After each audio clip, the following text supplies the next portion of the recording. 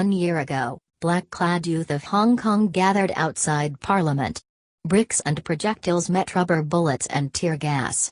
Many protests and one pandemic later, the territory is facing another existential challenge. Will it survive? In the past 12 months, almost everyone in Hong Kong has worn a mask for one reason or another.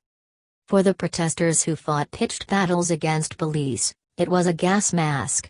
For the peaceful demonstrators, it was a black face covering, to make a statement.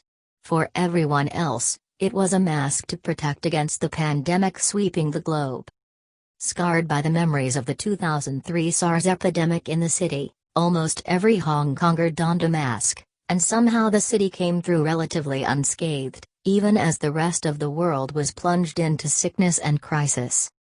Then China made an announcement. It planned to impose a national security law, one that would make crimes of what it called subversion, secession, terrorism and foreign interference. The law is being drafted and is likely to be approved this month. For the many critics of the proposed law, it is tantamount to making a crime of free speech, protest and dissent, and could mean the end of the unique freedoms guaranteed to Hong Kong when it was handed over to China in 1997. Hong Kong has entered a new stage. After what happened in the past year, Hong Kong could become totally different in the future, said Alice Chung, a former student leader.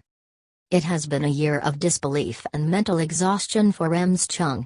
She could not have imagined what her hometown would go through, and the many masks she would have to wear. Like many in the city, on all sides of the argument, her fear for the future is real and raw.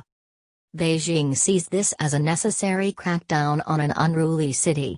Hong Kong was always meant to introduce its own national security law, but never could because the prospect was so unpopular to its people. Now, after a wave of defiance, unleashed in response to China's attempt to impose a new extradition law, Beijing is doubling down. Extradition